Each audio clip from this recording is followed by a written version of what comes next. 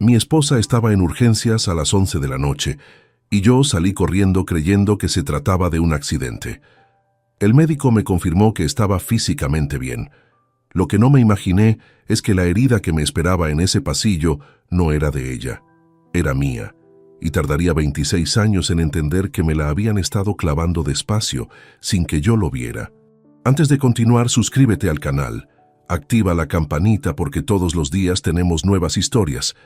Deja tu like y cuéntanos en los comentarios desde qué ciudad nos estás viendo. Me llamo Leandro Soriano Caballero, tengo 53 años y durante 26 de ellos creí que sabía exactamente quién era, dónde estaba parado y qué podía esperar del futuro. No porque fuera ingenuo, sino porque había construido cada parte de mi vida con una precisión que consideraba suficiente garantía contra el desastre. Trabajo, constancia, presencia. Eso era lo que yo ofrecía, y durante mucho tiempo pensé que era suficiente. Soy contador senior en una constructora mediana en Valencia. Llevo 19 años en la misma empresa, y en ese tiempo he pasado de revisar balances bajo las órdenes de otros a ser yo quien firma los informes que van a dirección. No es una carrera brillante en el sentido que los jóvenes imaginan, no hay glamour ni portadas de revista. Es números, responsabilidad y una reputación construida a base de no cometer errores. Eso es lo que soy profesionalmente. Un hombre metódico que no se permite fallos. En casa la historia era más complicada. Me casé con Verónica Pizarro Gálvez el 4 de septiembre de 1997. Ella tenía 24 años entonces, yo 27.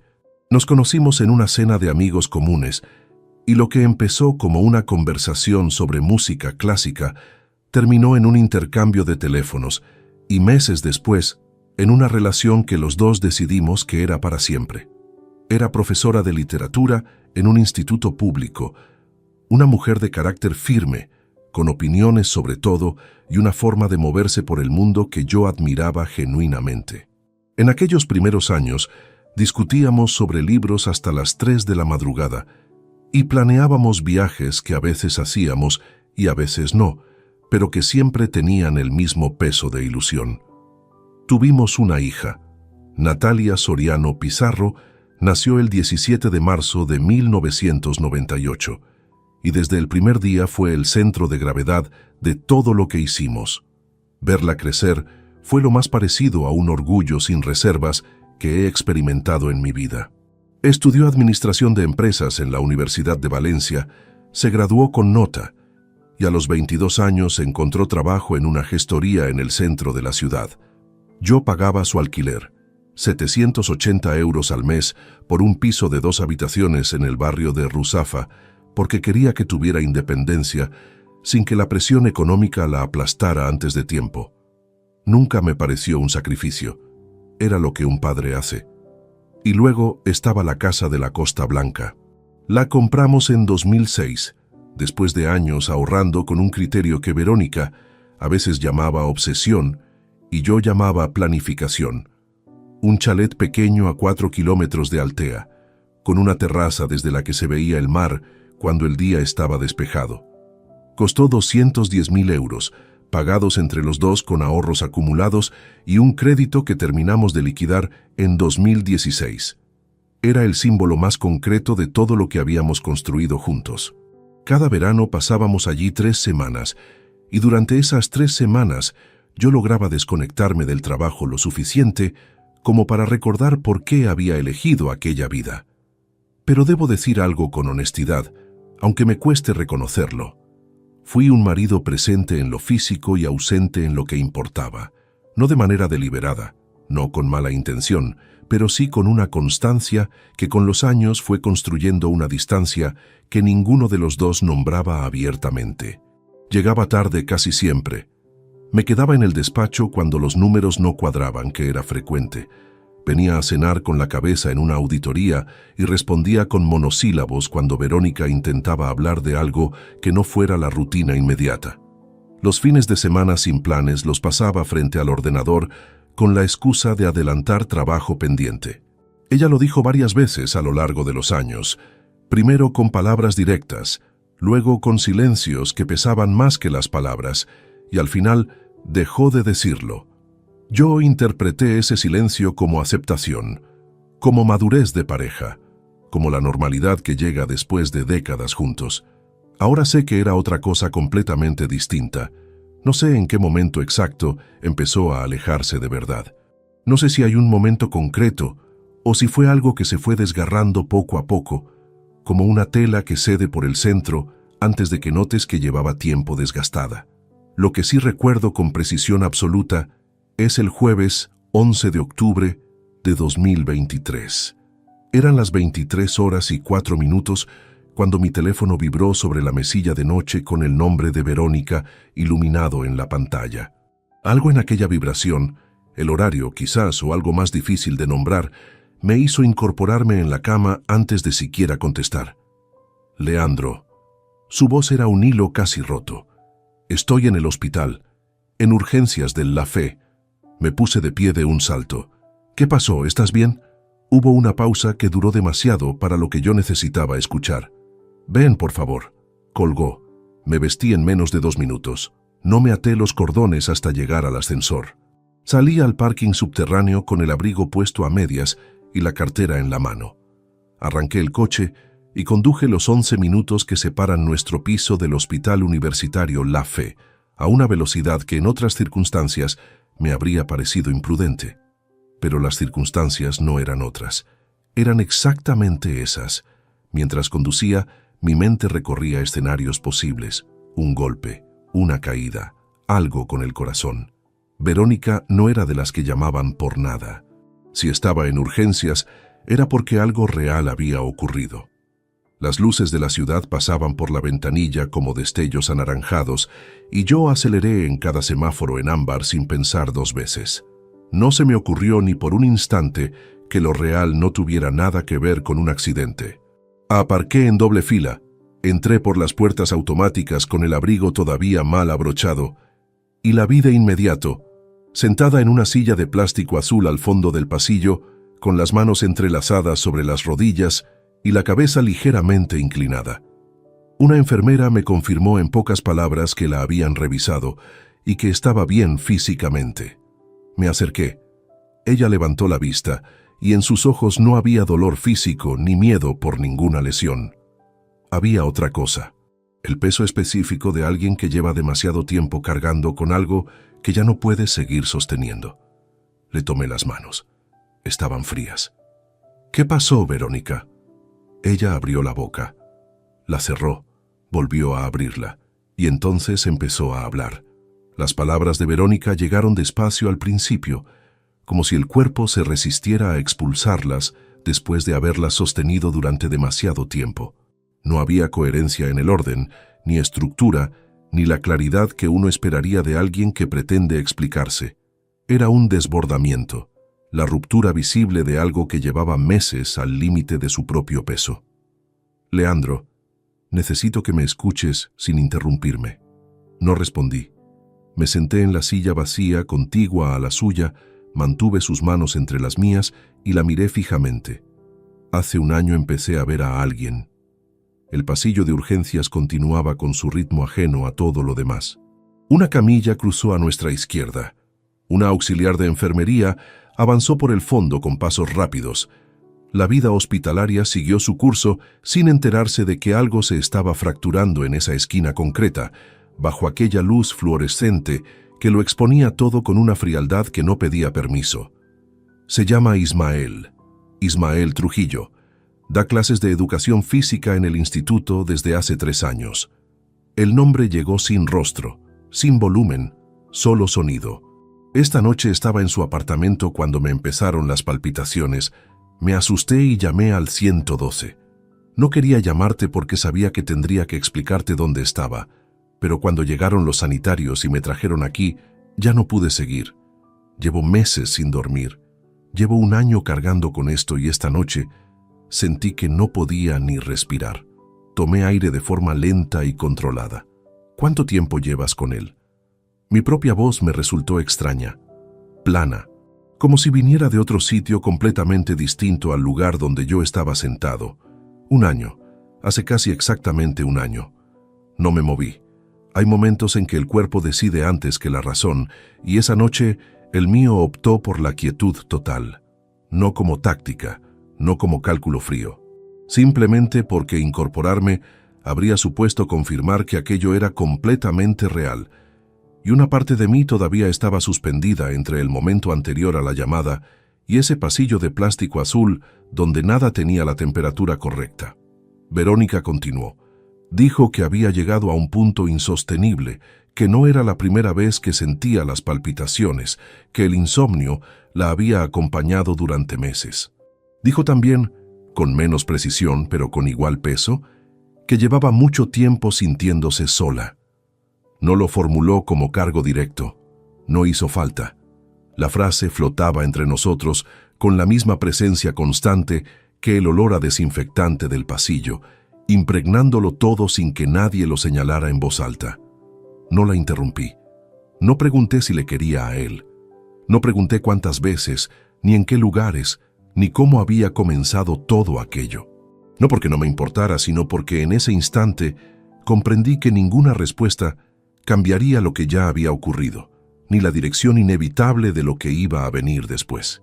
Cuando terminó, el silencio entre los dos duró varios segundos. ¿Quieres decirme algo ahora?, preguntó con la voz reducida a casi nada. Esta noche no. Me levanté, recogí el abrigo del respaldo y esperé a que ella hiciera lo mismo. Salimos del hospital sin más palabras. Las puertas automáticas se abrieron y el aire de octubre nos recibió con esa frialdad seca que caracteriza las noches otoñales en Valencia. El coche seguía en doble fila con las luces de emergencia todavía parpadeando. Me acomodé al volante, esperé a que Verónica cerrara la puerta del copiloto y salí del aparcamiento en silencio. 11 minutos de regreso sin música, sin radio, sin una sola palabra. Ella miraba por la ventanilla con las manos juntas sobre las rodillas. Yo mantenía los ojos en el asfalto mojado por la lluvia de la tarde, que reflejaba las luces de la ciudad en pequeños charcos de color anaranjado y blanco. Cuando apagué el motor frente al portal, ella buscó mi mirada. «Leandro, necesito silencio ahora mismo». Subimos en el ascensor sin rozarnos. Entramos al piso. Verónica fue directamente al dormitorio y cerró la puerta con una delicadeza que resultó más difícil de soportar que cualquier portazo. Me quedé en el pasillo unos instantes, mirando esa puerta cerrada. Luego fui a la cocina, llené un vaso de agua y lo bebí de pie sobre el fregadero con los ojos fijos en el azulejo blanco de la pared, sin ver nada concreto. Después salí a la terraza. A las 3 de la madrugada Valencia tiene una quietud que de día le resulta imposible. Las farolas trazaban líneas anaranjadas sobre los tejados del barrio, y en la distancia se oía el murmullo continuo del tráfico de la avenida. Ese ruido de fondo que nunca desaparece del todo en las ciudades. Me apoyé en la barandilla con ambas manos y mantuve la vista fija en ningún punto determinado. 26 años.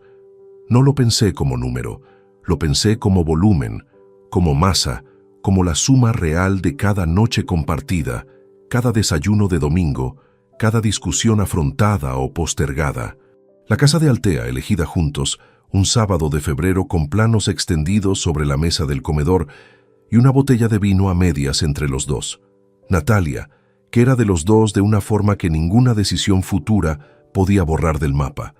Todo aquello seguía existiendo en algún sitio, y al mismo tiempo, ninguna de esas cosas era exactamente lo que yo había creído que era.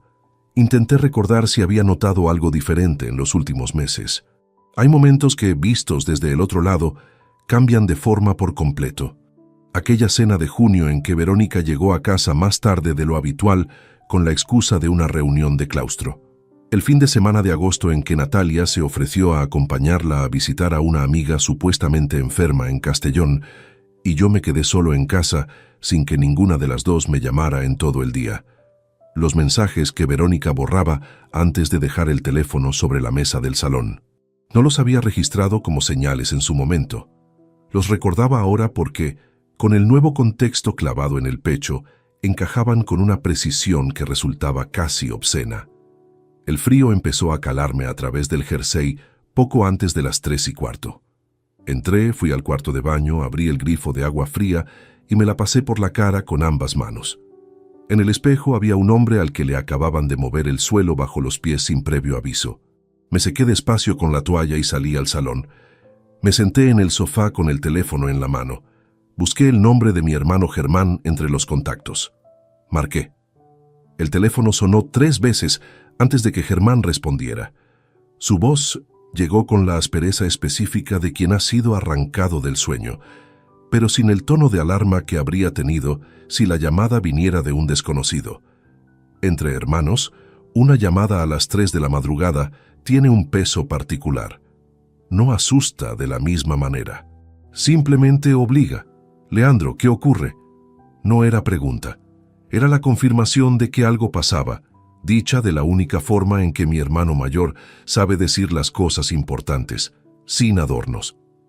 Esta noche llevé a Verónica al hospital. Hubo una pausa breve. ¿Está bien físicamente?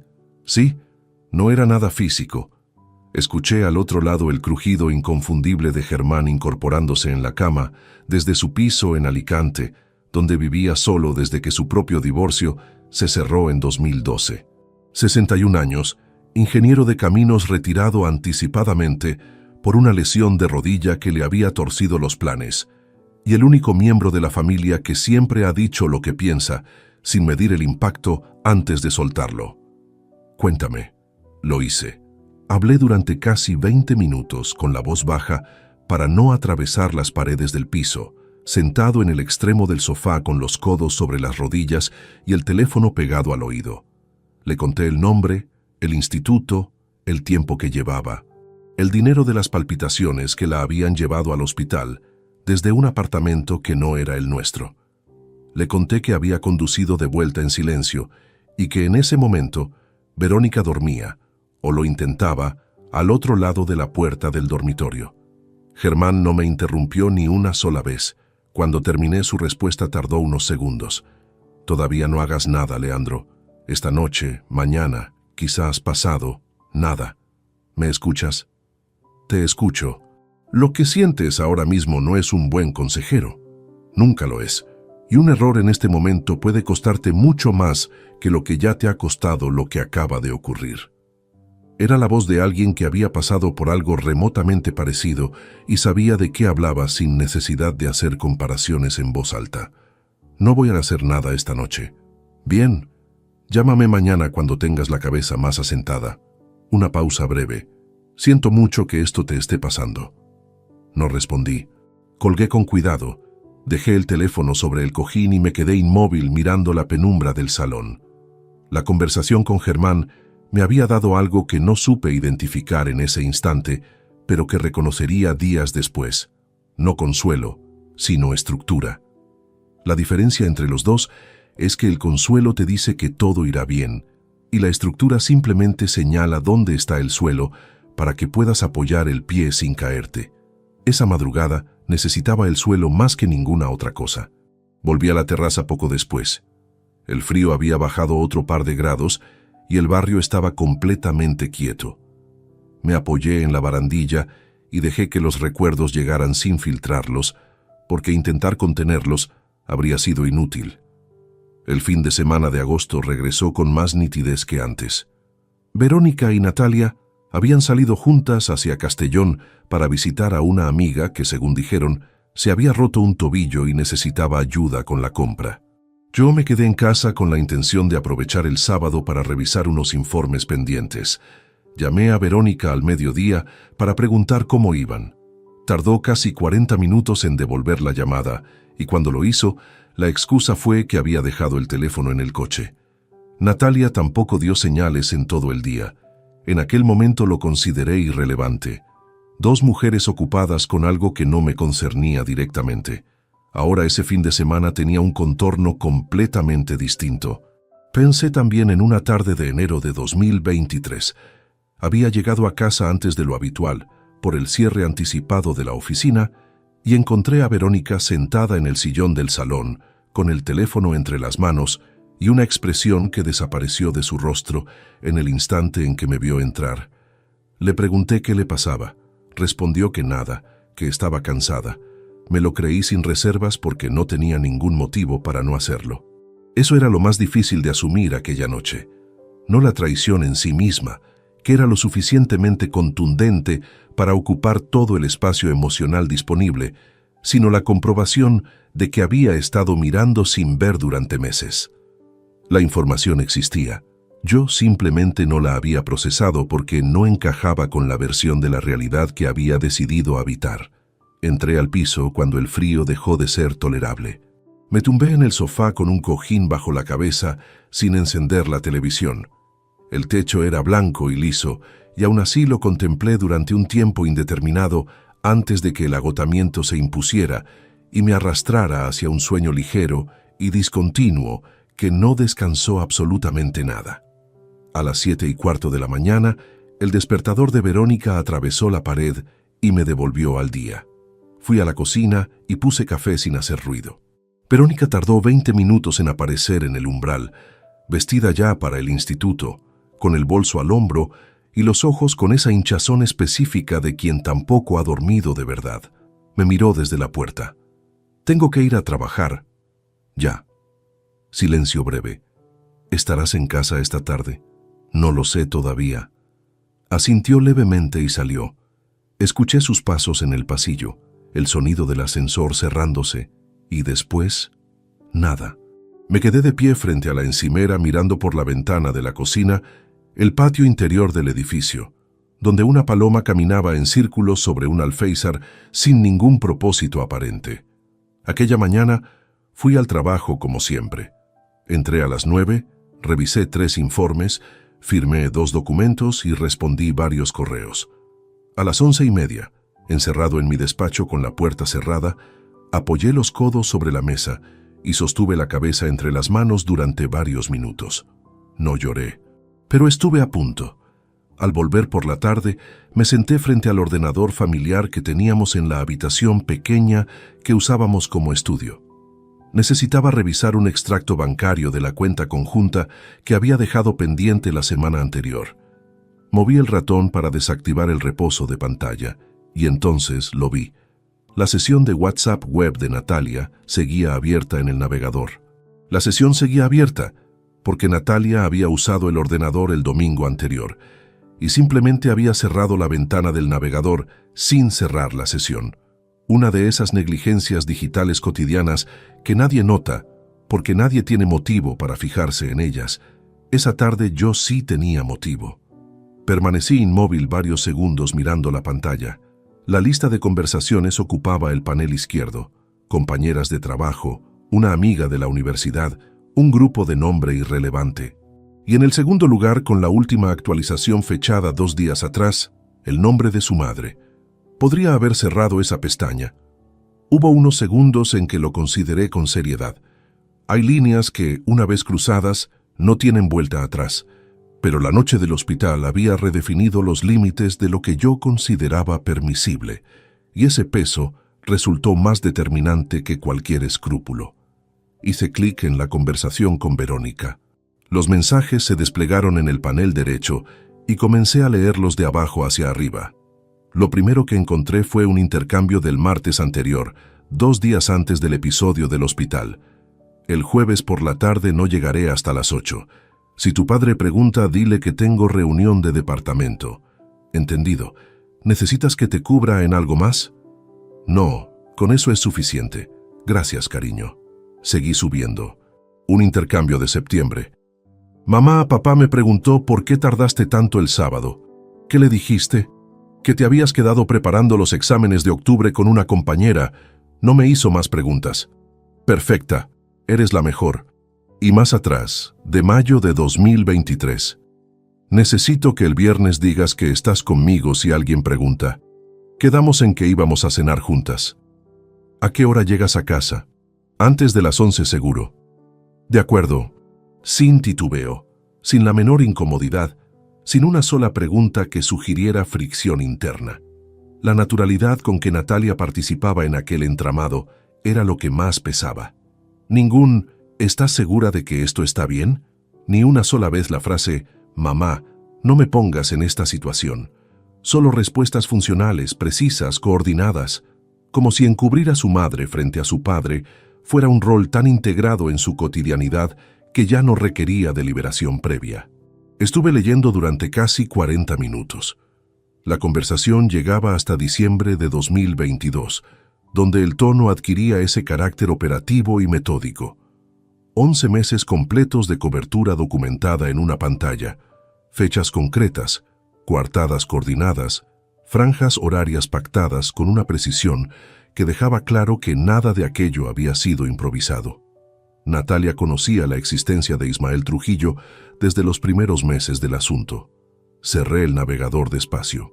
Me levanté y caminé hasta la cocina con un paso que notaba extraño, como si la distancia entre las dos habitaciones fuera levemente mayor de lo que siempre había sido.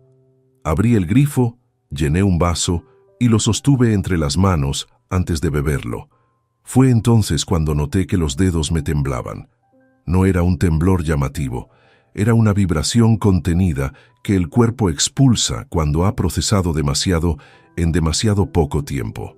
Desde el pasillo del hospital no me había permitido ninguna reacción física visible. Aquella tarde, sosteniendo ese vaso con las manos que no terminaban de aquietarse, fue la primera grieta real. Apoyé las palmas sobre la encimera y respiré. Hay heridas que definen su magnitud por la profundidad del corte. Hay otras cuya gravedad viene exclusivamente de la mano que las produce. Lo de Verónica me había arrancado algo que todavía estaba inventariando. Lo de Natalia era una categoría distinta de daño. Saber que la persona a quien más había protegido en mi vida adulta había tomado una decisión activa y sostenida de mantenerme en la ignorancia mientras yo habitaba una mentira construida entre las dos. No por un momento de debilidad ni por una circunstancia puntual, 11 meses, con un sistema de cobertura al que se había prestado sin aparente resistencia. Ella lo sabía desde el principio. No existía ninguna forma de reconciliar esa imagen con la de la hija que creía conocer.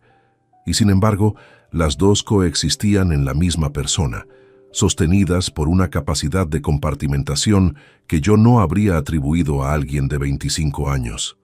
Pensé en el domingo de septiembre en que habíamos comido juntos en aquel restaurante del centro que le gustaba por la terraza. Hablamos de su trabajo en la gestoría, de un proyecto nuevo que le habían asignado, de si pensaba cambiar de piso a lo largo del año. Una conversación afectuosa del tipo que hace creer que la relación entre padre e hija está exactamente donde debería estar. Pagué la cuenta sin que ella lo discutiera, como siempre, y durante toda esa comida, mientras yo le preguntaba por su vida con interés genuino, ella sabía exactamente lo que su madre estaba haciendo y lo que yo ignoraba. Sostenía esa doble verdad sobre la misma mesa, sin que se le moviera nada en el rostro. La tarde fue cerrándose en la ventana de la cocina con esa luz lateral de octubre que en Valencia tiñe los tejados de ocre antes de apagarse del todo. No me moví durante un rato largo.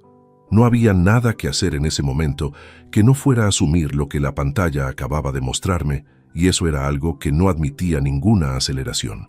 Cuando Verónica llegó al piso, pasadas las 7, me encontró sentado en el salón con la lámpara encendida y el televisor apagado.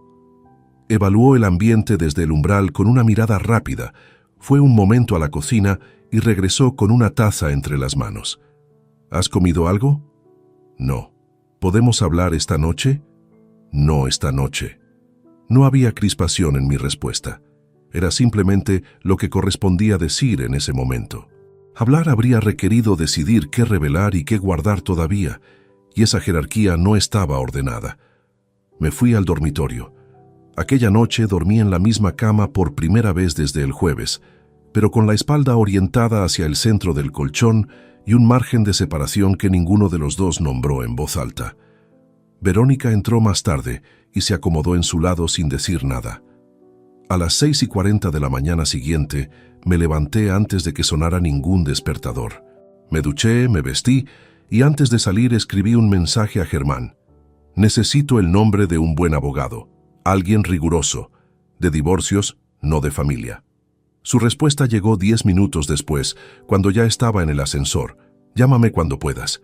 Conozco a alguien. Germán me llamó a mediodía del lunes. Estaba en mi despacho con la puerta cerrada y una taza de café frío que no había tocado desde primera hora. Se llama Bruno Castellanos Mora. 58 años, lleva 30 ejerciendo en Valencia. Lo conocí durante mi propio proceso, hace más de 11 años. No es barato, pero tampoco trabaja a medias. Anota su número. Lo anoté en un papel que guardé directamente en el bolsillo interior de la chaqueta, no en el teléfono. En ese momento, todavía no sabría decir con exactitud por qué tuve ese reflejo, pero la cautela de no dejar registro digital de nada relacionado con lo que estaba por venir se instaló con una naturalidad que no cuestioné. Llamé a Bruno Castellanos esa misma tarde desde el coche, aparcado en una calle lateral a 3 manzanas de la oficina. Contestó al segundo tono con una voz pausada y sin inflexiones innecesarias, del tipo que indica acostumbramiento a recibir llamadas que nunca empiezan bien. Le expliqué brevemente la situación.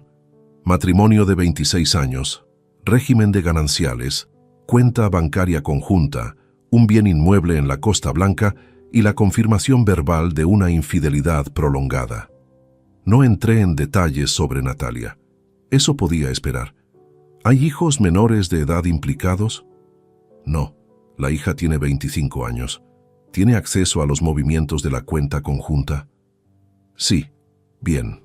Necesito que descargue los extractos completos de los últimos 12 meses antes de que nos veamos. No imprima nada todavía. Guárdelo en formato digital en un lugar al que solo usted tenga acceso. Podemos vernos el miércoles por la tarde si le va bien. Me fue bien. El martes por la noche, cuando Verónica salió a dar una vuelta, que duró poco más de 1 hora, me senté frente al ordenador del estudio y accedí a la banca en línea de la cuenta conjunta. Los extractos se descargaron en cuestión de minutos, 12 archivos PDF, uno por cada mes desde octubre de 2022. Comencé a revisarlos con el mismo método que aplicaría a cualquier auditoría de trabajo. Columna de fecha, concepto, importe. Sin prisa, sin anticipar conclusiones antes de tener todos los datos sobre la mesa. Los primeros movimientos irregulares aparecieron en noviembre de 2022. Transferencias salientes de 400, 350 y 500 euros realizadas desde la cuenta conjunta hacia una cuenta cuyos 4 últimos dígitos no coincidían con ninguna tarjeta asociada a nuestro hogar. Al principio los importes eran espaciados, 1 o 2 transferencias al mes, siempre en cantidades que se mantenían por debajo del umbral al que yo prestaba atención durante la gestión ordinaria de los gastos domésticos. A partir de febrero de 2023, la frecuencia aumentó. 3 y 4 movimientos mensuales, algunos de 600 euros, uno de 800 en abril. La cuenta de destino era siempre la misma. Fui anotando los importes en una hoja en blanco, columna por columna, hasta llegar al último extracto. El total era de 14.823 euros con 40 céntimos. Me recosté en la silla y contemplé ese número durante un rato. No era la cifra más alta que había revisado a lo largo de mi carrera. Era, sin embargo, la que más peso específico tenía, porque cada transferencia representaba algo concreto. Una noche en un hotel que yo desconocía, una cena en algún restaurante mientras ella decía haber quedado con compañeras de trabajo, algún fin de semana justificado con el pretexto de una formación docente. 11 meses de una existencia paralela financiada con dinero que los dos habíamos construido. Guardé los archivos en una memoria USB que metí en el bolsillo lateral del maletín, en el compartimento donde acumulaba recibos de aparcamiento sin ningún orden. No era el escondite más sofisticado, pero era el único espacio de mi vida cotidiana al que Verónica no tenía razón para asomarse. El miércoles llegué al despacho de Bruno Castellanos a las 6:15 de la tarde. Era un segundo piso en el barrio de l'Eixample, con fachada sin ningún rótulo visible desde la calle, solo un interfono discreto con el número del piso. La sala de espera era pequeña y sobria, 2 sillones de cuero oscuro y una estantería con volúmenes de legislación ordenados con una precisión casi personal. No había revistas ni música ambiental. Era un despacho sin concesiones decorativas de ningún tipo. Bruno Castellanos era un hombre de estatura media, pelo gris cortado con nitidez y una forma de mirar que calibraba antes de opinar. Me tendió la mano sin exceso de cordialidad y me indicó el sillón frente a su mesa con un gesto breve. Cuénteme desde el principio, con fechas si las tiene. Le conté todo, esta vez sin omitir nada. El hospital, la confesión, el nombre de Ismael Trujillo, la sesión abierta en el ordenador, los 11 meses de mensajes coordinados con Natalia, los 14.823 euros. Lo escuchó tomando notas sobre un bloc de hojas blancas, sin interrumpirme, con la atención neutra de alguien que ha aprendido a no reaccionar ante nada de lo que escucha sentado en esa silla. Cuando terminé, revisó sus anotaciones un momento. El régimen de gananciales en un matrimonio de 26 años implica que todos los bienes adquiridos durante el matrimonio se dividen al 50%, salvo prueba de bienes privativos anteriores. ¿Tiene documentación del origen de la entrada inicial para la vivienda de la Costa Blanca? Tengo los contratos originales de compraventa y los recibos de la hipoteca desde el primer pago. Eso facilita las cosas. Apuntó algo. Respecto a las transferencias, lo que usted ha documentado es una detracción de fondos de la cuenta común para uso personal exclusivo no consensuado. Es un argumento sólido para reclamar la restitución de esa cantidad durante el proceso. No es garantía absoluta, pero con los extractos y la correlación temporal, el caso tiene consistencia real. ¿Cuánto puede durar un proceso así? Entre 8 meses y año y medio, dependiendo de si hay acuerdo inicial o no. Si la otra parte decide litigar cada punto, puede extenderse. Mi recomendación es que antes de presentar nada, reorganice su situación financiera personal dentro de los márgenes legales. Abrir una cuenta individual, redirigir su nómina, separar lo que sea separable sin incurrir en vaciamiento de la cuenta conjunta, que sería un error grave. Le pregunté por los honorarios. Me los explicó sin ambigüedad. 3.200 euros de provisión de fondos inicial y 900 euros mensuales durante la duración del proceso. No era una cantidad indiferente, pero tampoco era algo que modificara ninguna decisión. Necesito unos días para ordenar los documentos. Tómese el tiempo que necesite, pero no lo dilate más de 2 semanas. Cada día con la cuenta conjunta completamente activa es un día de exposición innecesaria. Salí del despacho a las 7:40. La calle estaba oscura y el aire olía a humedad y al aceite caliente de algún bar con la puerta abierta cerca. Caminé hasta el coche con las manos en los bolsillos, los pasos regulares sobre los adoquines mojados, la cabeza más ordenada que en ningún momento desde el jueves anterior. Había algo clarificador en el desplazamiento de lo emocional a lo técnico, no porque el daño hubiera disminuido, sino porque la energía disponible tenía ahora un cauce concreto hacia donde fluir.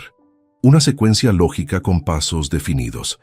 Esa noche encontré a Verónica leyendo en el salón. Nos cruzamos un gesto neutro. Fui a la cocina, preparé algo ligero y comí de pie frente a la encimera sin necesidad de prolongar el tiempo compartido más de lo estrictamente inevitable. A las 10:30, tumbado en el sofá del estudio con la puerta cerrada, abrí una cuenta individual desde el teléfono. Primer paso dado. Los días que siguieron al miércoles adoptaron una forma que, vista desde fuera, habría parecido completamente ordinaria. Me levantaba a la misma hora, desayunaba sin conversación innecesaria, conducía al trabajo y regresaba en un horario que no variaba. Comía antes o después de que Verónica llegara del instituto según los horarios de cada jornada, sin forzar ni esquivar la presencia mutua. Respondía cuando me hablaban. Preguntaba lo mínimo imprescindible para que el ambiente no se convirtiera en una tensión abierta que levantara sospechas. Era una representación, sí, pero no una actuación cargada de esfuerzo ni improvisada. Más bien la consecuencia directa de algo que había comprendido durante la conversación con Bruno. Cada movimiento precipitado antes de tiempo sería un error cuyos costes recaerían sobre mí con mucha más dureza que sobre cualquier otra persona implicada. Así que esperé. Durante las 3 primeras semanas trabajé con Bruno de forma intermitente, en 2 citas adicionales en su despacho y varias llamadas breves desde el coche aparcado lejos del piso. Le entregué los extractos bancarios ordenados cronológicamente, los contratos de compraventa del chalet de Altea, la escritura de hipoteca original y los comprobantes de los pagos finales. También le facilité la documentación del régimen económico matrimonial, tal como había quedado formalizado en el registro civil, gananciales puros, sin ninguna condición negociada al margen. Bruno revisaba cada papel con una minuciosidad que al principio me generaba impaciencia y que con el tiempo aprendí a interpretar como la única forma sensata de construir algo que no se pudiera desmontar a mitad del proceso. La clave es que todo quede estructurado antes de que la otra parte sepa que hay un procedimiento en marcha, me dijo en la segunda visita, sin despegar la vista del expediente. La anticipación no es una ventaja menor. Es frecuentemente la diferencia entre un acuerdo razonable y 2 años de desgaste. Redirigí la nómina a la cuenta individual el primer lunes de noviembre. 4.300 euros mensuales, que hasta entonces ingresaban directamente en la cuenta conjunta, empezaron a acumularse en un registro al que únicamente yo tenía acceso. Mantuve en la cuenta compartida un saldo operativo suficiente para suministros, comunidad y el seguro del piso. No más que eso. Verónica no lo mencionó. Nunca supe si no lo revisó o si eligió no abordarlo. Ninguna de las dos posibilidades modificaba nada. Fue en la 4ª semana cuando ocurrió lo que más claramente podría haber torcido el rumbo de todo. Era un martes por la tarde. Una reunión cancelada a última hora me devolvió al piso 20 minutos antes de lo habitual y me instalé en el estudio con la puerta entornada para revisar un borrador que Bruno había enviado esa mañana. Una valoración preliminar del patrimonio conjunto y los términos de la propuesta inicial de liquidación. Lo había impreso en la oficina y lo traía en la carpeta del maletín. Leía con el bolígrafo en la mano marcando párrafos cuando escuché la llave en la puerta principal. No hubo margen para guardar nada en el cajón. Doblé el documento con un único movimiento y lo introduje entre las páginas de un volumen grueso de fiscalidad que llevaba meses en la estantería sin que nadie lo tocara. Cerré la carpeta vacía, la devolví al maletín y coloqué las manos sobre el teclado exactamente cuando Verónica asomó la cabeza por la puerta. «¿Estás aquí?», recorrió el escritorio con una ojeada rápida. «¿Trabajando?». Revisando unos números atrasados. El pulso lo tenía en la base de la garganta, pero el rostro no registraba absolutamente nada distinto de cualquier otra tarde habitual. Ella asintió con un gesto vago y se fue al dormitorio. Escuché el armario abrirse, el sonido seco de las perchas desplazándose sobre la barra metálica. Aguardé sin moverme durante 1 minuto completo antes de recuperar el documento del libro, doblarlo de nuevo y guardarlo en el compartimento interior del maletín, donde viajó hasta el despacho de Bruno a la mañana siguiente. Esa noche, tumbado con la lámpara ya apagada, lo que me mantuvo despierto no fue el susto de lo que había estado a punto de ocurrir. Fue la facilidad con que había gestionado el momento, la calma automática, la frase saliendo limpia, el cuerpo respondiendo sin fisura visible mientras la cabeza calculaba en paralelo. Descubrir esa capacidad en uno mismo no produce satisfacción.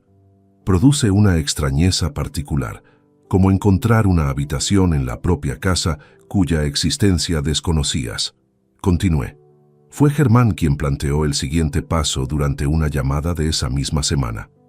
Necesitas saber si sigue viéndole ahora. No para añadir sufrimiento, sino porque si el contacto continúa mientras el proceso se prepara, eso tiene peso documental real. Bruno sabrá cómo usarlo. Ya lo había pensado. ¿Y has actuado?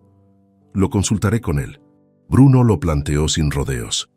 Dado que la infidelidad sostenida era el argumento central que respaldaba la reclamación sobre los fondos detraídos de la cuenta conjunta, disponer de confirmación documental del mantenimiento de esa relación durante el periodo posterior a la confesión reforzaba el expediente de manera significativa. Me proporcionó el nombre de un profesional con quien había colaborado en otros casos, Rafael Peñalba Ibáñez, 52 años, despacho sin rótulo exterior en el barrio de Benimaclet. Lo llamé un viernes a las 6 de la tarde, desde el aparcamiento de un supermercado con el motor apagado y la calefacción todavía residual. Necesito saber si el contacto continúa y con qué frecuencia. Nada más que eso.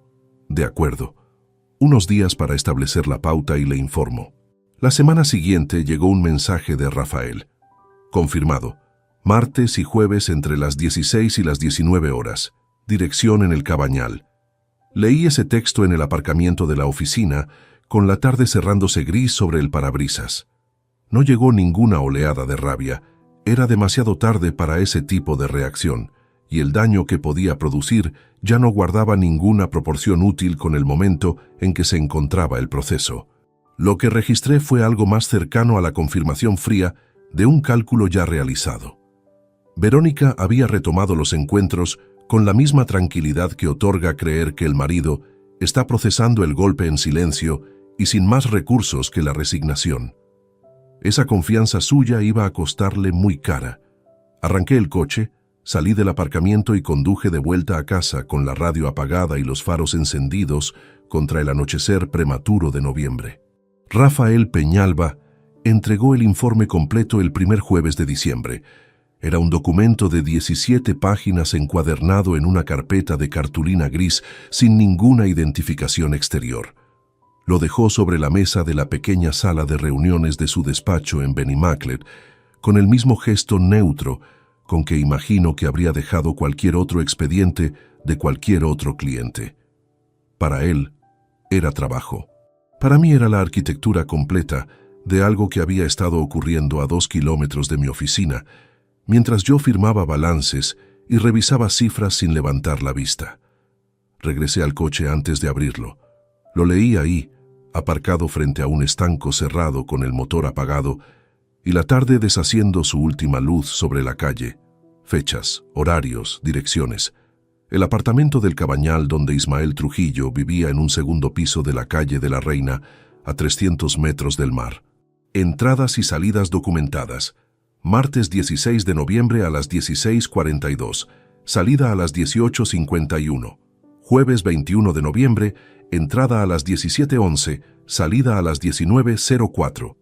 6 fechas más con el mismo patrón, sistemático como un horario de trabajo. Todo firmado, fechado y con anotaciones técnicas que Bruno me había indicado serían suficientes como respaldo documental en el proceso. Cerré la carpeta y la guardé debajo del asiento del conductor. Esa misma semana llamé a Bruno para coordinar el siguiente paso. Me citó el lunes siguiente con un único mensaje: tráigalo todo. Cerramos el expediente y hablamos de plazos. Pero antes de ese lunes llegó el fin de semana del 8 de diciembre. Natalia vino a comer el domingo. Era una costumbre que habíamos mantenido desde que se había independizado. Un domingo al mes, sin obligación rígida, pero con una regularidad que rara vez fallaba. Preparé arroz con verduras porque era lo que había en casa y porque cocinar algo más elaborado habría requerido una energía que ese día no tenía disponible para invertir en apariencias culinarias. Llegó puntual con una botella de vino y la ligereza habitual de alguien que no arrastra nada.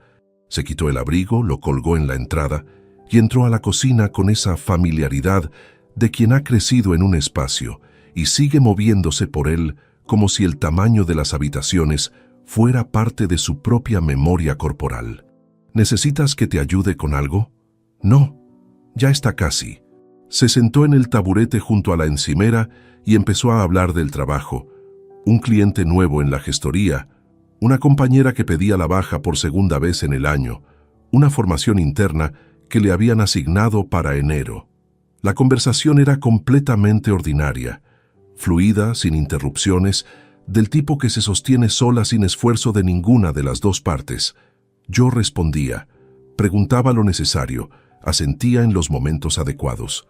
Verónica entró desde la habitación a mitad de la comida y los tres compartimos la mesa durante 1 hora y 40 minutos. Una familia almorzando un domingo. Si alguien hubiera entrado en ese comedor sin ningún contexto previo, no habría detectado ninguna fisura en la superficie. Y sin embargo ahí estaban los tres. Verónica, que había confesado un año de mentiras y seguía con los martes y jueves en el Cabañal.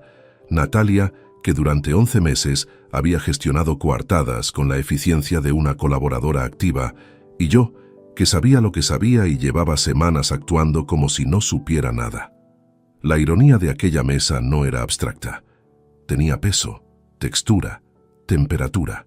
En un momento dado, Natalia me miró con una sonrisa completamente natural y dijo: «Papá, tienes que venir a ver el piso. He cambiado los muebles del salón y ha quedado muy bien. Ya quedamos un día. El mes que viene cuando te venga bien». Asentí. Serví más vino. La tarde continuó. Cuando se marchó a las 4:30, la acompañé hasta el rellano y ella me dio un abrazo breve antes de llamar al ascensor. Regresé al piso con esa imagen fija en algún punto medio entre la memoria y la conciencia. Un abrazo de hija a padre, un gesto que 25 años de vida conjunta habían convertido en reflejo automático, desprovisto de toda carga consciente. Fui directamente al estudio y cerré la puerta. Me senté en el sillón sin encender la pantalla ni el flexo. La habitación quedó en penumbra, con la única claridad que entraba por la rendija de la persiana bajada a medias. No era la primera vez que el peso de lo que estaba gestionando se hacía completamente físico, pero ese domingo por la tarde tenía una densidad particular. Había algo en la normalidad de aquella comida que agotaba de una manera que la atención directa no consigue, el esfuerzo sostenido de habitar una realidad en dos registros simultáneos, sin que uno se filtre en el otro. Germán me llamó esa noche. «¿Cómo estás?» «En pie. ¿Cuánto falta?» «Una semana. El lunes me reúno con Bruno para cerrar el expediente». Hubo una pausa corta. «¿Aguantas?» No era una pregunta sentimental, era la verificación técnica de alguien que conoce la diferencia entre resistir y desmoronarse justo antes del último tramo. «Aguanto». «Bien, avísame cuando salgas de esa reunión». El lunes llegué al despacho de Bruno a las 6 de la tarde con la carpeta de Rafael y el resto de la documentación organizada en una subcarpeta aparte. Extendimos todo sobre la mesa y Bruno fue revisando cada elemento con meticulosidad sistemática. Extractos bancarios con los movimientos marcados, el informe del investigador, los contratos del inmueble de la Costa Blanca, la documentación del régimen de gananciales. Al cabo de 40 minutos levantó la vista. «El expediente está completo. Podemos presentar cuando usted decida». «¿Hay algo que reforzar todavía?» «No. Añadir más documentación en este punto no mejora la posición, solo dilata el inicio. Lo que tiene es sólido». Crucé los dedos sobre la rodilla. «¿Cómo propone proceder?» «Antes de la presentación formal, conviene que usted haya mantenido ya las conversaciones personales que necesite tener. Con la hija, si es su intención actuar también en ese plano. Que esas conversaciones precedan a los papeles evita que la otra parte los use como argumento de presión emocional durante el proceso». Era la confirmación de lo que ya había estado organizando mentalmente durante días. El orden importaba. Natalia primero, porque lo que había que decirle no tenía relación con ningún proceso legal. Era una decisión personal, tomada desde un lugar completamente distinto al de los expedientes y las reclamaciones económicas. Después, Verónica, con Bruno presente y cada documento sobre la mesa. Salí del despacho a las 7:20. En el portal, escribí un mensaje a Germán. «Todo listo. Esta semana». La respuesta llegó en menos de 2 minutos. «Aquí estoy». Caminé hasta el coche con la carpeta bajo el brazo y las manos frías dentro de los bolsillos. La calle estaba mojada de una lluvia reciente y los charcos reflejaban los colores de los comercios cerrados con esa distorsión ondulante que hace que todo parezca ligeramente irreal. Me acomodé al volante y encendí el motor sin arrancar todavía. Saqué el teléfono y abrí el contacto de Natalia. Redacté el mensaje 3 veces antes de enviarlo. Al final lo dejé en su versión más escueta. «Natalia, necesito que quedemos para hablar. Esta semana, cuando puedas. Es importante». Puse el coche en marcha. Ella respondió antes de que llegara al primer semáforo. «Claro, papá, el miércoles por la tarde me va perfecto». El miércoles quedé con Natalia a las 6:30 de la tarde en su piso de Ruzafa. No le dije de qué quería hablar. Tampoco ella preguntó con insistencia. Su único mensaje posterior al primero había sido: ¿Paso yo por ahí o quedamos en mi casa? Le respondí que prefería su piso. Había algo deliberado en esa elección. La conversación que estaba por tener no debía ocurrir en el espacio donde ella había crecido, rodeada de los objetos y la geografía familiar que podían contaminar la claridad de lo que necesitaba decirle. Necesitaba un territorio neutral, o más exactamente, un territorio que fuera exclusivamente de ella, para que no hubiera posibilidad de confundir lo que iba a ocurrir con ningún tipo de ajuste doméstico. Aparqué en la calle de la Reina a las 6:23. Cogí el sobre del asiento del copiloto, lo metí bajo el brazo y subí a pie los 2 tramos de escalera hasta el segundo piso. Llamé al timbre. Natalia abrió con el pelo recogido y ropa de estar en casa, una expresión abierta y sin precaución de ningún tipo. El piso olía a café reciente. Me hizo pasar con el mismo gesto natural de siempre. Cerró la puerta y fue directamente a la cocina. ¿Quieres café? Acabo de hacerlo. No, gracias. Algo en el tono hizo que se detuviera antes de alcanzar la cafetera. Se giró despacio. ¿Estás bien, papá? Siéntate, Natalia. Lo dijo la voz antes que ninguna decisión consciente. No era una orden levantada. Era la variante baja e inequívoca de algo que no admitía interpretación alternativa. Ella lo registró de inmediato, porque me conocía lo suficiente para saber que esa entonación específica no tenía precedentes en nuestra relación. Se sentó en el sofá sin decir nada más. Me acomodé en el sillón frente a ella, apoyé el sobre la mesita de centro y lo abrí con calma. Saqué las hojas impresas, 12 páginas en total, y las coloqué sobre la superficie con el texto hacia arriba. Natalia bajó la vista.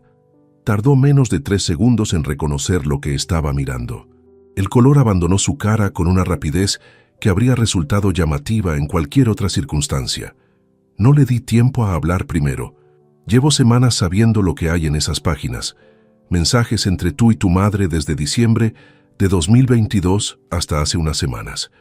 11 meses de coartadas coordinadas, horarios pactados, mentiras construidas juntas para que yo continuara sin enterarme de nada. Hice una pausa breve. No te voy a preguntar por qué lo hiciste. No necesito esa conversación. Ella abrió la boca. Papá, escúchame, yo solo intentaba no y... Natalia, la interrumpí sin elevar la voz ni un grado. Ya no hay nada que explicar. Lo que está sobre esa mesa es suficientemente claro. Los ojos se le llenaron en cuestión de segundos. No era actuación, eso lo reconocí. Era la reacción genuina de alguien que lleva semanas sabiendo que este momento podía llegar y que, al tenerlo enfrente, comprueba que ninguna preparación interna resultó suficiente. A partir de este mes dejo de pagar el alquiler de este piso. Hablé con un ritmo pausado, sin prisas y sin inflexiones de rabia. El seguro médico privado que tienes a mi cargo se cancela a final de mes. Cualquier otro soporte económico que yo estuviera proporcionando queda suspendido de forma inmediata y definitiva. Ella levantó la vista con los ojos brillantes. Papá, por favor. Tuviste 11 meses para decirme la verdad. Podías haberlo hecho de 100 maneras distintas. No lo hiciste ni una sola vez. Eso no fue un error de cálculo ni una debilidad puntual. Fue una elección sostenida y renovada cada vez que respondiste a uno de esos mensajes. Ella es mi madre. Estaba en una situación... Y yo soy tu padre. Llevo 25 años siéndolo de manera concreta. Con tiempo, con dinero, con presencia, con cada cosa que estuvo en mi mano darte. Las palabras salieron sin crispación, pero con el peso exacto de lo que significaban. Elegiste un bando. Eso es tu derecho. Pero las elecciones tienen consecuencias que no desaparecen porque ahora te resulten incómodas. Natalia se llevó ambas manos a la cara. Sus hombros se tensaron con el esfuerzo de contener algo que era más grande que cualquier argumento disponible. No me moví del sillón, no hice el gesto de acercarme. No porque no sintiera nada, sino porque hacerlo habría sido una contradicción directa con lo único que aún podía ofrecerle que fuera honesto: la coherencia. ¿No me vas a dar ninguna oportunidad? Eso no es lo que está ocurriendo aquí. Recogí las hojas, las devolví al sobre y me puse de pie. No te estoy castigando. Te estoy diciendo que las cosas han cambiado de manera permanente y que eso no es negociable. Ella seguía con la cara entre las manos cuando llegué a la puerta. Me detuve un instante con la mano en el pomo, sin girarme del todo. Espero que te vaya bien, Natalia. Lo digo en serio. Bajé las 2 plantas de escalera con pasos regulares y salí a la calle. El aire de diciembre era cortante y olía a tierra mojada por una lluvia que había caído mientras estaba arriba. Me acomodé al volante, cerré la puerta y puse las manos sobre el volante sin arrancar. Me quedé así durante 17 minutos. No lloré, pero tampoco estaba entero. Hay una diferencia específica entre tomar una decisión que consideras justa y encontrarte cómodamente del otro lado de ella. Esa tarde, sentado en ese coche con el motor apagado y el vaho formándose lentamente en el parabrisas, comprendí que ambas cosas pueden coexistir sin que una anule a la otra. La certeza de haber actuado desde un lugar correcto y el peso real de lo que esa corrección había costado. Natalia tenía 25 años y recursos propios para sostenerse. No la había dejado en ninguna situación de riesgo real, pero el padre que ella había tenido hasta esa tarde, el que pagaba el piso, el que aparecía en los domingos de comida, el que escuchaba con genuino interés los pormenores de su trabajo, ese ya no existía de la misma manera. Y ambos lo sabíamos. Arranqué cuando empezaron a doler las manos de sostener el volante sin fuerza. De vuelta en casa, Verónica estaba en la cocina terminando de cenar. Levantó la vista cuando entré. ¿Has quedado con alguien? Con Natalia. No añadí nada más. Fui al dormitorio, me cambié de ropa y regresé al estudio. Sobre la mesita tenía el teléfono con un mensaje de Germán que debía haber llegado durante la reunión. Pensando en ti esta tarde. Le respondí con 2 palabras. Ya está. Su respuesta fue inmediata. Descansa, mañana sigue. Apagué la lámpara del estudio y me quedé un momento en la oscuridad con la espalda contra el respaldo del sillón y los ojos abiertos hacia el techo invisible. Afuera, Valencia continuaba con su ruido habitual, indiferente y constante, sin saber ni importarle que en un piso de Ruzafa una mujer de 25 años probablemente seguía llorando, y que en este piso, a 3 kilómetros de distancia, su padre llevaba semanas construyendo el final de algo que había tardado 26 años en romperse. El jueves, amaneció con una niebla baja sobre los tejados de Valencia que borraba los perfiles de los edificios a media altura. Me desperté antes de las 6 con una claridad que no era producto del descanso, sino de la especie de orden frío que deja una decisión ya ejecutada e irreversible. La conversación con Natalia había cerrado algo. No lo había resuelto, pero lo había cerrado. Había una diferencia entre las 2 cosas que importaba reconocer. Llamé a Germán a las 9 desde el coche, aparcado frente a la oficina con el motor aún en marcha. Le conté lo de la víspera, el piso de Ruzafa, las hojas sobre la mesita, el instante en que ella reconoció lo que estaba leyendo, la manera en que salí sin dar marcha atrás. Lo escuchó hasta el final sin interrumpir. ¿Cómo lo llevas esta mañana? Dentro de lo que cabe. Eso no me dice nada, Leandro. Apoyé la nuca en el reposacabezas. Lo hice como tenía que hacerlo, pero fue duro de una manera distinta a todo lo anterior. No tiene el mismo sabor que lo que viene. No, no lo tiene. Una pausa breve. Mañana bajo a Valencia. No hace falta que... Ya sé que no hace falta, por eso mismo lo hago. El tono no admitía réplica. ¿Cuándo es lo de Bruno? Estaba pensando en el lunes. Perfecto, el viernes ceno contigo. El lunes estoy disponible si me necesitas cerca. Germán llegó el viernes al mediodía desde Alicante con una bolsa pequeña y sin exceso de ceremonial. Nos fuimos a un restaurante modesto cerca del mercado central, lejos del barrio, en una mesa al fondo, donde el murmullo general envolvía la conversación sin dejarla expuesta. Pedimos el menú sin excesiva deliberación. Cuando el camarero se alejó, mi hermano apoyó los antebrazos sobre el mantel y me miró directamente. ¿Cómo estás de verdad? Tardé un momento antes de responder con honestidad. Cansado. No del proceso en sí, sino de seguir durmiendo bajo el mismo techo que ella a sabiendas de lo que sé. Cada noche es un ejercicio que durante el día no se nota, pero que se va acumulando debajo. Germán asintió con lentitud. Cuando pasé por algo parecido, lo que más me costó no fue el momento del enfrentamiento final. Fue esa semana anterior, cuando todo estaba decidido pero todavía no había ocurrido nada visible. Ese intervalo tiene un peso específico que no se parece a ningún otro. Es exactamente eso. El lunes termina el intervalo, lo dijo sin dramatismo, como una afirmación técnica de alguien que ha estado del otro lado y sabe de qué habla. Después de eso, ya no necesitas sostener nada más. Comimos sin prisa. La conversación derivó hacia otras cosas también. Su rodilla que lo había obligado a reducir las caminatas semanales, un vecino nuevo en su edificio de Alicante, una película que había visto la semana anterior y que no le había convencido del todo. Esa normalidad lateral fue, sin pretenderlo, lo más reparador de aquellas 2 horas. No todo girando alrededor del epicentro, espacio para que otras cosas coexistieran. Cuando nos despedimos en la calle, me puso la mano en el hombro un momento, sin más palabras. No hicieron falta. El fin de semana transcurrió con la lentitud específica de los períodos de espera en que ya no queda ninguna preparación pendiente. Verónica y yo habitamos el piso como 2 personas que comparten metros cuadrados sin compartir nada real. Horarios que se rozaban sin cruzarse, frases estrictamente funcionales, ningún intento de reabrir lo que seguía flotando entre los dos sin que ninguno lo nombrara. Ella no había vuelto a presionar desde las primeras semanas posteriores al hospital.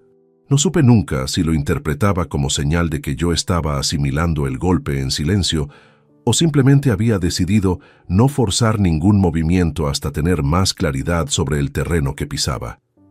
En cualquier caso, el lunes llegó. Quedé con Bruno a las 5 de la tarde en su despacho. Llegué 15 minutos antes. Él ya estaba con el expediente extendido sobre la mesa y un sobre cerrado con los documentos que se entregarían esa tarde. Me recibió con su eficiencia habitual, un gesto hacia el sillón, una revisión rápida de los últimos puntos. ¿Prefiere que vayamos juntos al domicilio o que ella se desplace aquí? Al piso. Lo había considerado con detenimiento durante días. Que Verónica recibiera los documentos en su propio entorno, sin tener que moverse a un espacio ajeno que de entrada le transmitiera desventaja, me parecía lo correcto.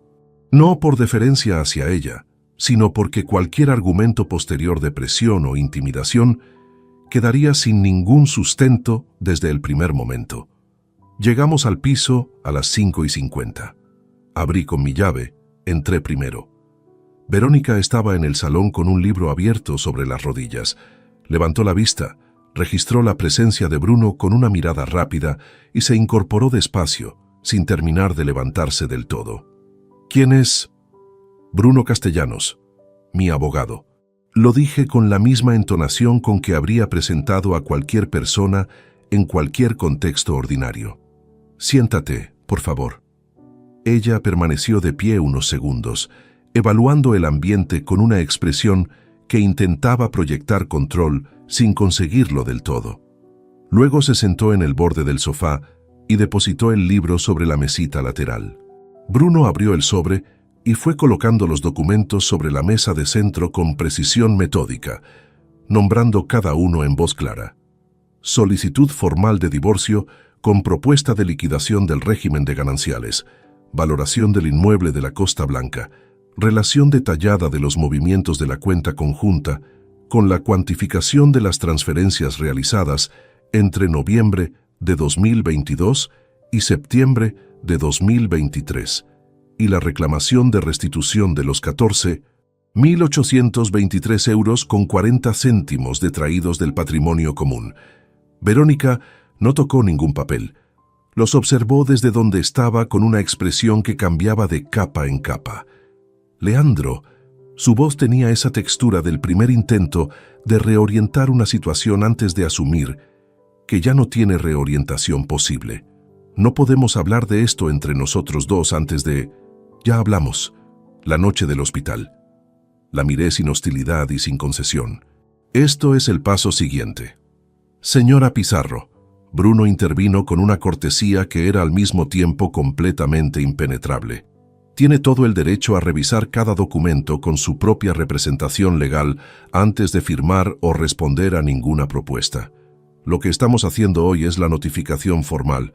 Si prefiere consultar con un abogado de su elección, es su derecho y le recomendaría que lo ejerciera. Silencio. El chalet, intentó Verónica. Eso lo construimos entre los dos durante años. Lo sé. Por eso está incluido en la propuesta de liquidación con su valoración correspondiente. Bruno respondió sin pausas. Todo está documentado. Recibirá copia de cada documento. Me levanté. No quedaba nada más que hacer en esa habitación. Busca un abogado, Verónica. Salimos a las 6:16. En el rellano, mientras esperábamos el ascensor, Bruno habló en voz baja. Sin incidentes. Mejor de lo habitual en estas situaciones. Cuando puse un pie en la calle y el aire de diciembre me golpeó en la cara, marqué el número de Germán. Descolgó al primer tono. Ya está hecho. Su respuesta llegó sin pausa. Bien, ahora respira. Verónica contrató abogado la semana siguiente. Se llamaba Consuelo Aranda Fuentes, 54 años, despacho en el barrio de Extramurs. Bruno me lo comunicó con la neutralidad habitual de quien maneja información táctica sin añadir ningún comentario de carácter personal. El primer movimiento de Consuelo Aranda fue cuestionar la valoración del inmueble de la Costa Blanca, argumentando que la tasación presentada no reflejaba el valor de mercado actualizado. Bruno respondió con una contratastación realizada por una empresa homologada cuyos datos diferían en apenas 4.000 euros de la cifra original. El argumento se disolvió antes de convertirse en un flanco real. El segundo intento fue impugnar la clasificación de los movimientos bancarios. Consuelo Aranda alegó que las transferencias podían corresponder a gastos domésticos no ordinarios consentidos tácitamente. Bruno presentó la correlación cronológica completa, los importes, las fechas, la cuenta de destino y el informe de Rafael Peñalba, vinculando la actividad a las fechas documentadas en el apartamento del Cabañal. Ese argumento tampoco prosperó. Cada intento de mover el tablero encontraba algo ya colocado exactamente donde hacía falta. Lo que Consuelo Aranda no había calculado con precisión suficiente era que el expediente no tenía huecos aprovechables. 9 meses de preparación meticulosa no producen un documento perfecto, porque la perfección no existe en ningún proceso legal, pero sí generan un expediente tan cerrado en sus puntos fundamentales que el coste de litigar cada uno por separado excede con claridad lo que cualquier parte podría razonablemente esperar recuperar al final. En marzo, Consuelo Aranda comunicó a Bruno que su cliente estaba dispuesta a negociar los términos. La negociación se extendió 3 sesiones repartidas en 2 semanas.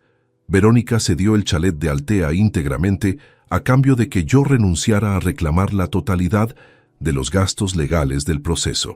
Bruno me lo recomendó con argumentos que tenían más sentido desde la eficiencia que desde el principio.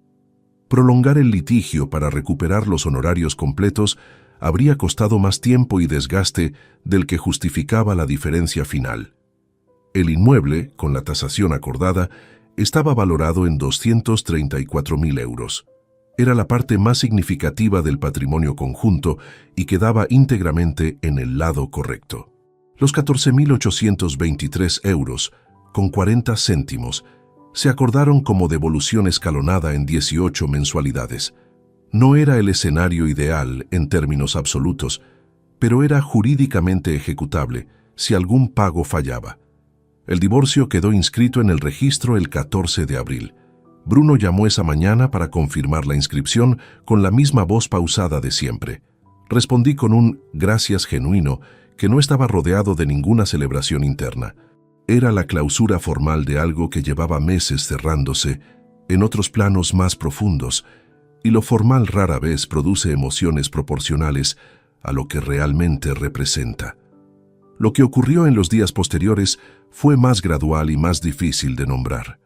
La primera mañana que me desperté sin el peso de aquella doble existencia, sostenida en paralelo. La primera tarde que llegué al piso sin calcular nada previamente. La primera semana entera sin ningún movimiento que requiriera gestión interna antes de ejecutarse.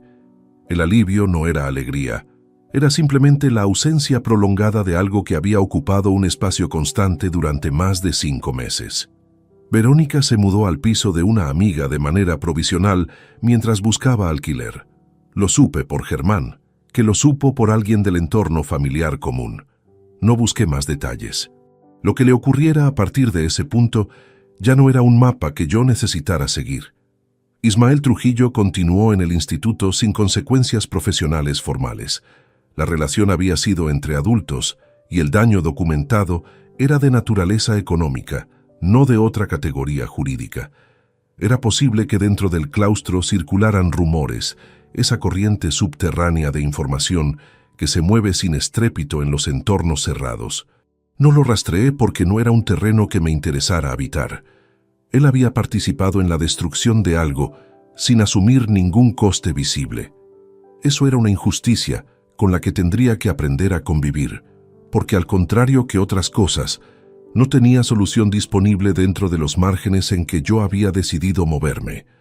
Lo que sí ocurrió de manera completamente espontánea fue que la historia se filtró, no de golpe, ni con escándalo aparatoso, con la mecánica lenta e imparable con que ciertas verdades se propagan en los círculos donde la gente lleva años conociéndose.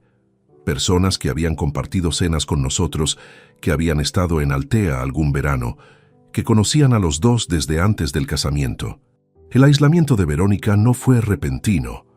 Fue la consecuencia natural de que mucha gente descubriera simultáneamente que la versión de la realidad que ella había proyectado durante un año no se correspondía con lo que realmente había estado ocurriendo a 2 kilómetros de casa. Germán me lo contó sin enfatizarlo. No era información que yo hubiera buscado, pero tampoco era algo que llegara sin peso. «¿Cómo te sientas saberlo?», me preguntó. Tardé un momento en encontrar la respuesta honesta. No bien ni mal, solo me parece consecuente. Y era exactamente eso. No había satisfacción en el aislamiento de otra persona, aunque esa persona hubiera construido activamente una mentira durante un año completo.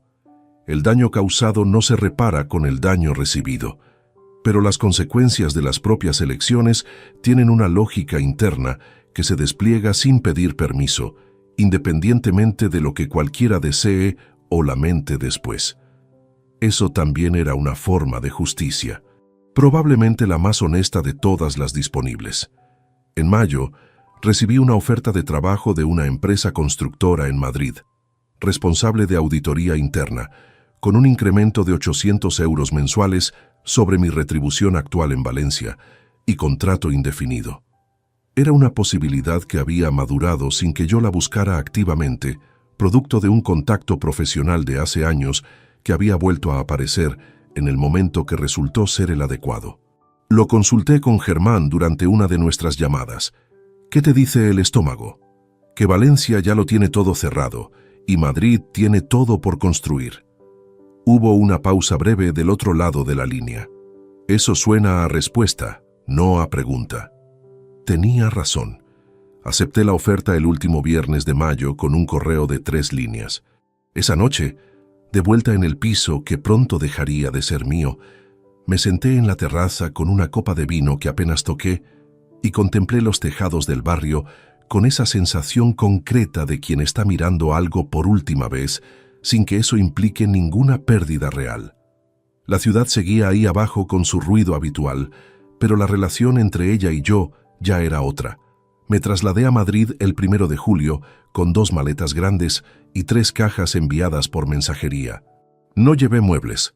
El piso de Valencia quedó en manos de un agente inmobiliario con instrucciones de venderlo en cuanto apareciera una oferta razonable. Y la idea de transportar los mismos objetos que habían habitado aquellos metros cuadrados me resultó, en el momento de decidirlo, innecesariamente contradictoria.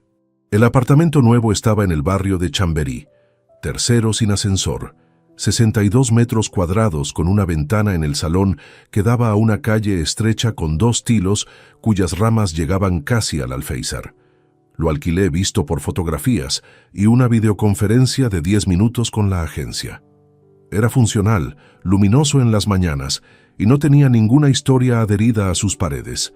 Eso era exactamente lo que necesitaba. La empresa nueva estaba en el barrio de Salamanca, 40 minutos a pie desde Chamberí o 12 en metro. Elegí caminar durante las primeras semanas porque caminar en una ciudad desconocida es la única forma eficaz de aprender sus proporciones sin que nadie te las explique. Madrid tiene una escala diferente a Valencia, más densa en altura, más ruidosa en los cruces, con una luz que en verano cae más vertical y más dura que la Mediterránea de Levante. Me llevó unos días acostumbrarme al ritmo. Después empezó a resultarme natural. El trabajo era exigente, de una manera que agradecí desde el primer mes. Auditorías internas en una constructora con 5 delegaciones regionales implicaban una variedad de casuística que mantenía la atención ocupada en algo concreto y medible. No había espacio para que el silencio de la tarde se llenara de nada que no fuera revisión de balances y coordinación de equipos. Eso también era una forma de reconstrucción, aunque no llevara ese nombre en ningún informe. Germán me llamaba 2 veces por semana.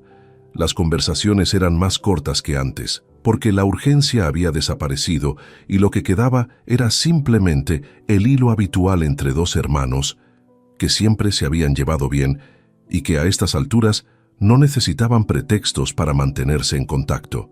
Bajé a Alicante a verle a finales de agosto y estuvimos 2 días comiendo bien, hablando de poco y paseando por el paseo marítimo con el calor seco del Levante pegado a la ropa.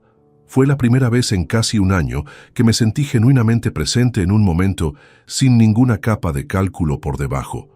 Natalia escribió en septiembre. Era un mensaje cuidadosamente redactado de 4 párrafos que había requerido evidentemente varias versiones antes de enviarse. Decía que había pensado mucho durante los meses anteriores, que entendía la magnitud de lo que había hecho, que no buscaba revertir ninguna decisión, sino solamente que supiese que estaba arrepentida de verdad. Terminaba con una frase que leí 2 veces antes de continuar. No te pido que vuelvas a ser mi padre como antes, solo que sepas que yo sí sigo siendo tu hija. Me quedé con el teléfono en la mano durante un rato considerable. La frase era honesta. Eso lo reconocí sin dificultad. Natalia no era una persona malvada, y reducir 11 meses de decisiones activas a maldad simple habría sido una interpretación que no resistía ningún examen serio.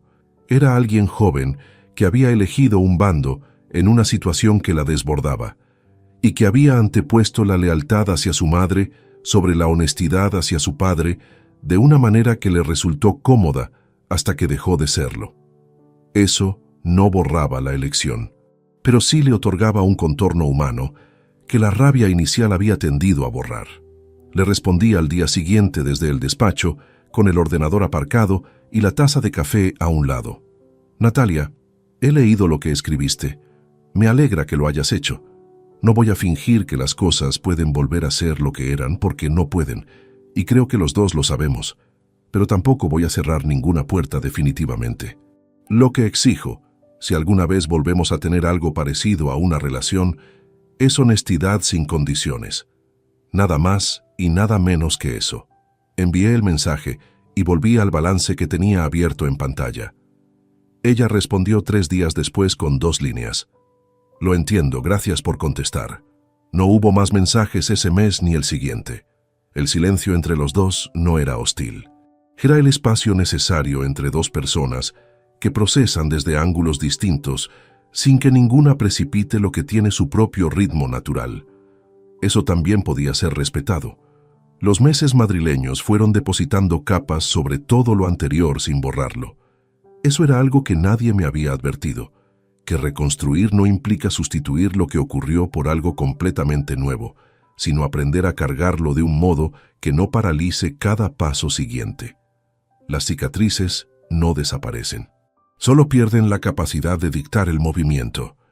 Descubrí que me gustaba cocinar cuando tenía tiempo suficiente para no hacerlo con prisa, que las noches de entre semana podían tener una calidad propia si uno dejaba de tratarlas como mera transición hacia el fin de semana, que llevar la contabilidad de la propia vida con la misma meticulosidad que siempre había aplicado al trabajo no es una virtud universal.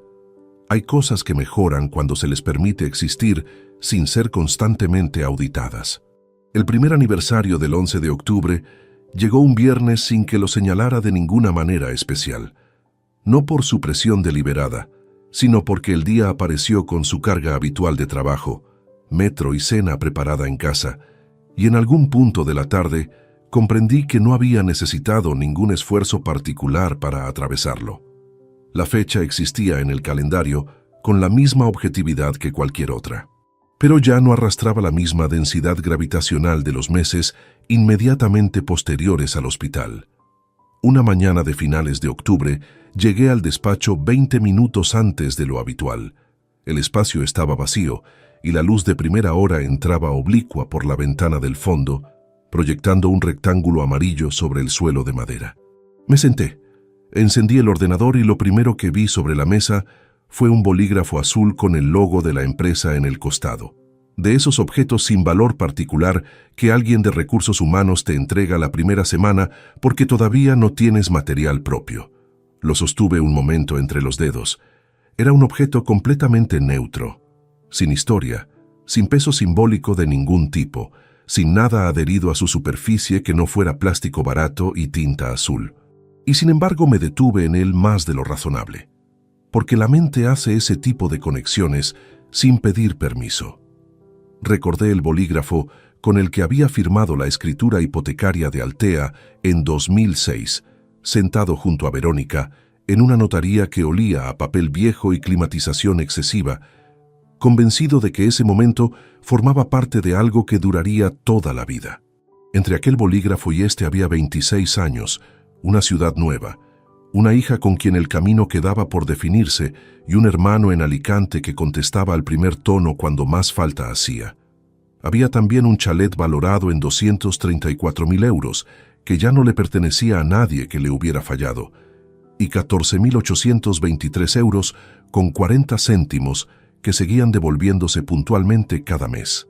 Pero sobre todo había esto, un hombre de 54 años, sentado solo en un despacho sin historia, con luz de octubre sobre el suelo de madera y el día entero por delante. Puse el capuchón al bolígrafo, lo dejé sobre el escritorio exactamente donde estaba y empecé a trabajar. Si te gustó esta historia, dale like al video, suscríbete al canal y comparte tus impresiones en los comentarios. Para escuchar la próxima historia, haz clic en la caja de la izquierda. Gracias por vernos. Si te gustó esta historia, dale like al video, suscríbete al canal y comparte tus impresiones en los comentarios. Para escuchar la próxima historia, haz clic en la caja de la izquierda. Gracias por vernos.